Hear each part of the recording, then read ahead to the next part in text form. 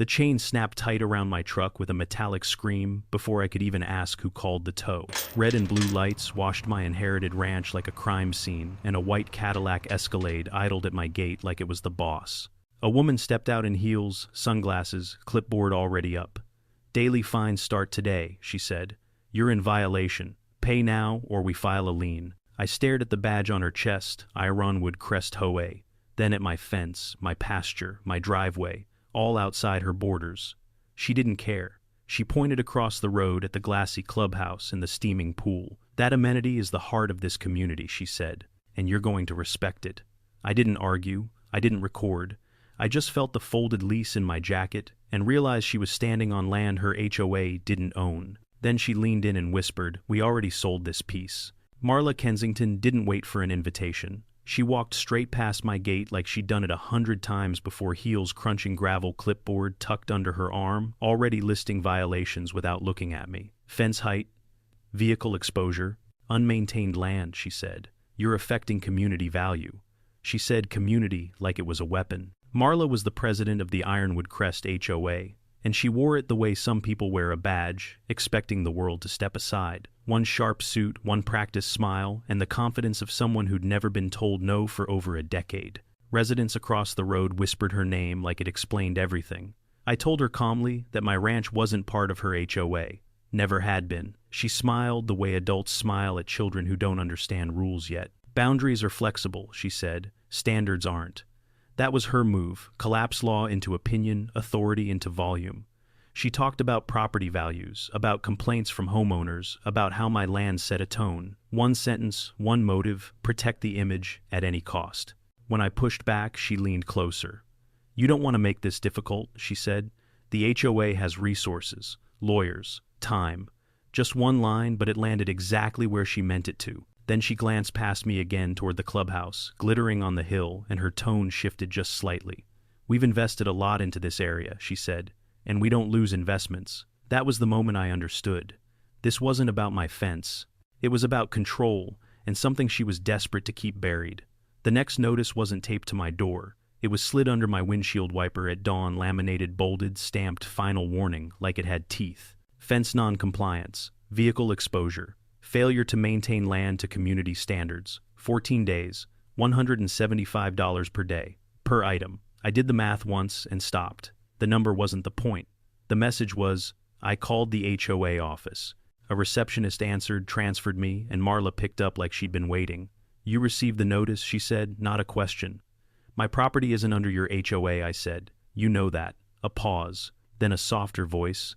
"We prefer cooperation over conflict, Caleb. Most people do. Most people wasn't me." By noon, a second notice arrived, this one accusing me of parking a commercial vehicle in public view. My truck. The same truck I'd driven for years. The same truck sitting on my land. I didn't argue. I didn't respond. I opened the county map again, zoomed to parcel lines, and saved screenshots. Clean, clear, outside their boundary. That night, headlights slowed on the road. Someone took photos from a car window. Flash. Flash. Then gone. I wrote it down. Date, time, direction of travel. The pressure wasn't loud yet. It was precise. 3 days later, the tone changed. A certified envelope arrived from a law firm I didn't recognize, dense language, confident threats. It claimed accrued fines and warned of a lien if payment wasn't received within 10 days. I called the county recorder. "Can an HOA lien property outside its covenants?" I asked. The clerk didn't hesitate. "No. They can sue, but a lien would be improper without signed CC and Rs." I hung up and filed the letter. That evening, Hank Dalmore pulled into my drive with a cardboard box that sagged in the middle. He owned the ranch to my west and moved like someone who'd learned to conserve energy. "She's escalating," he said, setting the box on my kitchen table. "Thought you'd want to see this." Inside, years of notices, complaints about tractor noise, odors, paint colors, photos taken from the road, 2 county inspections, both cleared. One offer to buy his land at a discount, followed by a spike in violations when he refused. "She does this," Hank said. "Turns paper into pressure, pressure into control." That same night, my phone buzzed. A local community group, thousands of members, had a new post. Photos of my fence, my pasture, my truck. This is what drags property values down. Outside, owners don't respect our community. I tried to comment brief, factual calm. Blocked. Comment deleted. The system had entered the chat. I went back to the file cabinets. Not the neat ones. The bottom drawer, the one with mismatched folders and fading tabs. I followed Hank's hint and my own instinct until I found a manila envelope marked in an unsteady hand. Please do not lose. The agreement was dated 1983. 11 acres on the east edge of the ranch. Purpose recreational facilities. Term 30 years. Rent $1 per year. Renewal must be executed in writing. I flipped to the last page. Expiration. June 2013. I searched for a renewal. There wasn't one. No amendment. No addendum, no extension, nothing. I sat there with the paper in my hands and felt the shift, not fear, not anger, but clarity. This wasn't harassment for compliance. It was preemption. They weren't trying to make me obey. They were trying to make me submit before I discovered that their crown jewel sat on my land with no permission and no lease for 12 years. The fines, the lien threat, the photos, the online pile-on, all of it suddenly lined up. I opened my laptop and pulled satellite images. The clubhouse, the pool, the courts, the landscaping, every inch of it squarely inside the leased acreage. Then I checked tax records. My uncle had paid them. Every year. I closed the file and started a spreadsheet. Dates, notices, calls, photos, posts. I scanned everything into the cloud and set automatic backups. Because now I understood the real stakes. If I stayed defensive, they kept control. If I went quiet, they kept using my land. If I blinked, they'd erase the paper trail and pretend nothing had ever expired. I didn't feel angry. Not yet. I felt something colder. They weren't just bullying me. They were hiding something worth millions, and they were running out of time. The county inspector showed up on a Wednesday morning clipboard, tucked under his arm, like an apology. I'm required to respond to every complaint, he said, eyes already scanning the septic permit posted by the barn. Sanitation, waste management, alleged violations. I walked him through the property, the well test, the septic certification, the grazing plan. He took photos, checked boxes, and shook his head. You're cleaner than half the properties I inspect, he said. Off the record, this is the third complaint from Ironwood Crest this year that went nowhere. He paused at his truck. Document everything. I did. By noon I was at the county recorder's office, pulling certified copies. The clerk disappeared into the back and returned with a thin stack. Your title's clean, she said. Here's the 1983 lease. No renewal filed. No amendments. It expired on its own. Legally, I asked, what does that mean? She chose her words. When a lease expires without renewal, possession reverts to the owner. Continued use without permission is trespass. I sat in my truck and stared at the seal on the page. This wasn't interpretation. It was record. That afternoon I called Tessa Ward, a real estate attorney whose name kept surfacing in quiet recommendations. She listened without interrupting, while I laid out the notices, the bluff lien, the inspections, the photos, the posts, the lease. When I finished, she said one sentence. They've been using your land without permission and harassing you to keep you from noticing. Her office smelled like paper and coffee. She moved fast, marking clauses, circling dates, stacking evidence into a clean narrative. Claims are straightforward, she said. Trespass, unjust enrichment, add harassment and defamation based on the pattern. Can they claim adverse possession? Colorado requires 18 years plus tax payment, she replied. They're short and they never paid taxes. You did. She drafted a cease and desist that afternoon, clear, surgical, unforgiving. It demanded immediate cessation of all authority claims over my property and required a meeting to negotiate terms within 14 days. If they're smart, Tessa said they'll negotiate. And if they're not, then we ask the court to make the choice for them. They signed for the letter at 8 a.m. My phone rang at 2:41. What do you think you're doing? Marla snapped. The calm was gone. This is extortion.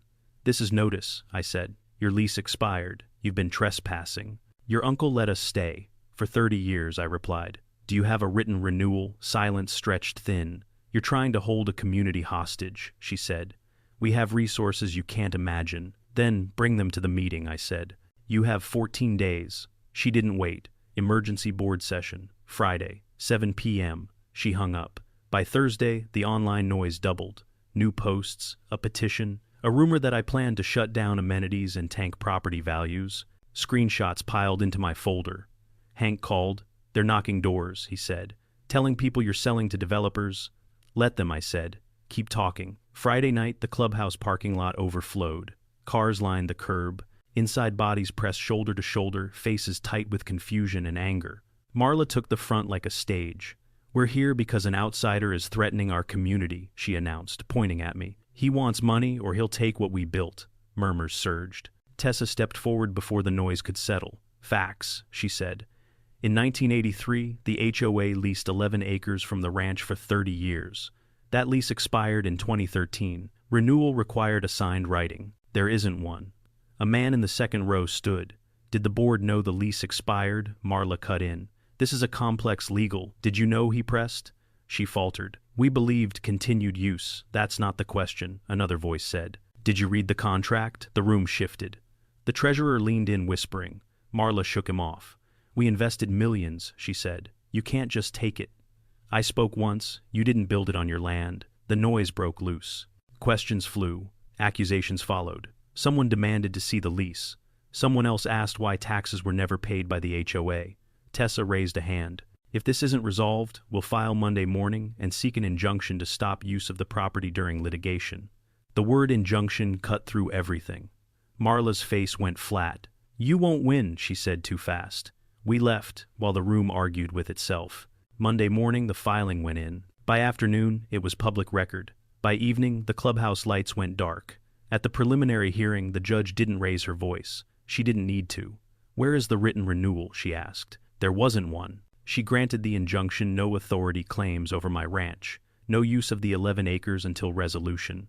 The gavel fell once. Outside, phones buzzed. Reporters scribbled. HOA members stared at their board like strangers. Marla didn't look at me as she passed. She didn't have to, because the thing she'd tried hardest to protect, the crown jewel she thought made her untouchable, was now locked behind a court order. And she just taught everyone exactly why. The courtroom was full before the clerk called the case. Residents from Ironwood Crest filled the benches, some angry, some scared, most confused. Marla Kensington sat stiff in the front row, chin high, arms crossed, like posture could still pass for authority. Her attorney spoke first, smooth and rehearsed. "Your Honor, this is a good faith dispute. The HOA has used this land openly for decades with the previous owner's consent. Closing community amenities would cause irreparable harm to hundreds of families." The judge didn't react. She flipped a page. "I've reviewed the lease," she said. "It expired in 2013.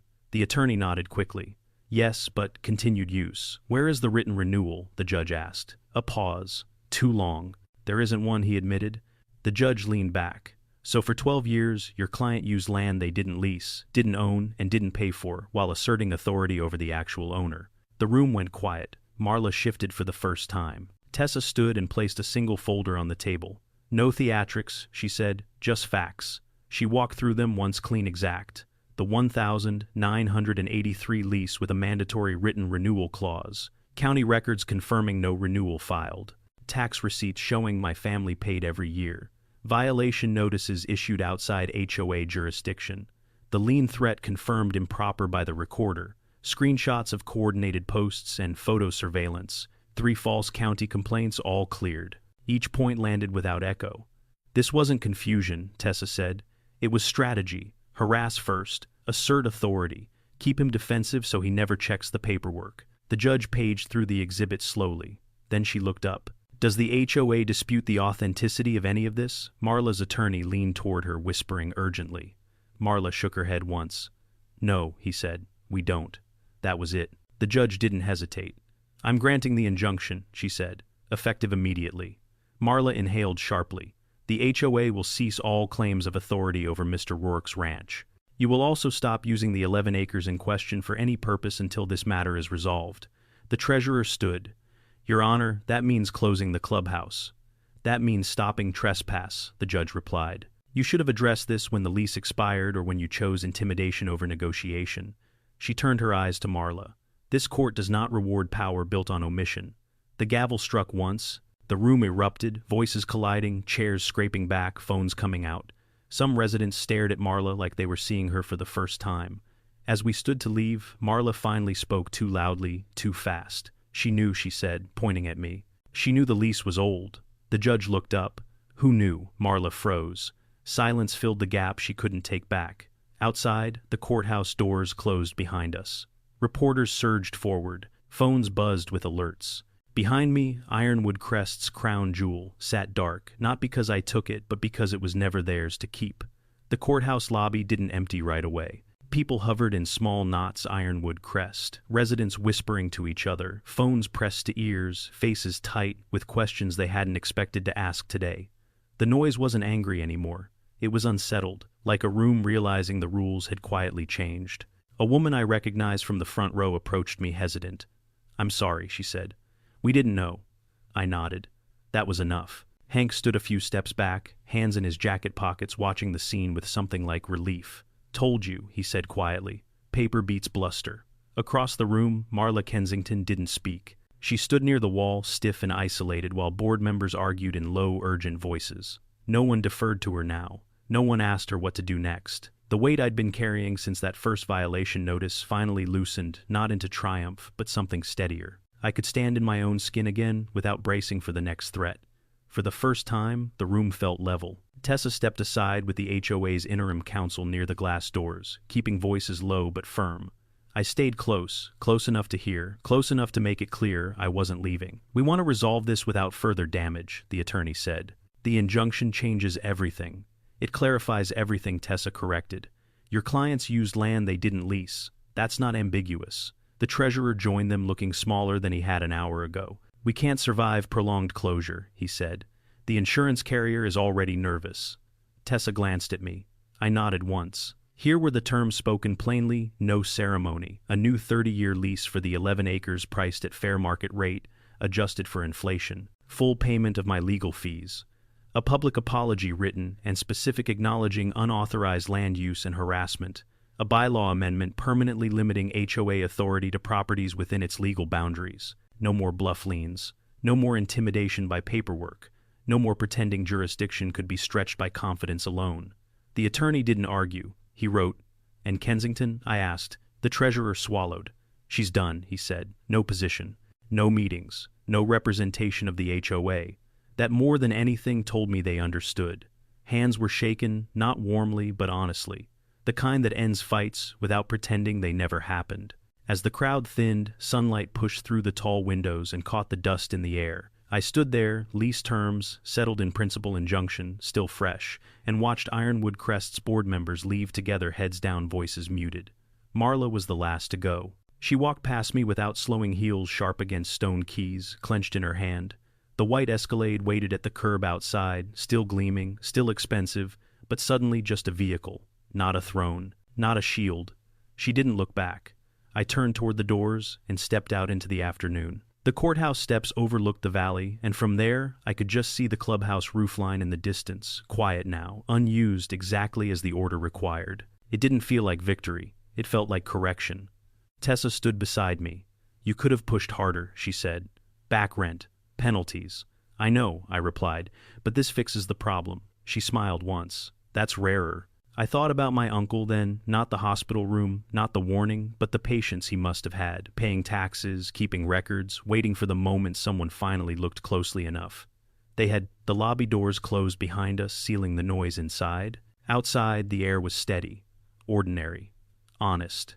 This wasn't about humiliating an HOA or burning a community down. It was about drawing a line and holding it. About proving that authority ends where the paperwork does, and that intimidation collapses the second it's asked to justify itself. I took one last look toward the hills and felt the quiet settle where the tension had lived. They'd tried to seize my land with threats and confidence. I didn't raise my voice. I didn't rush. I just opened the file they hoped I'd never find and let the truth do what it always does when it's finally invited into the room.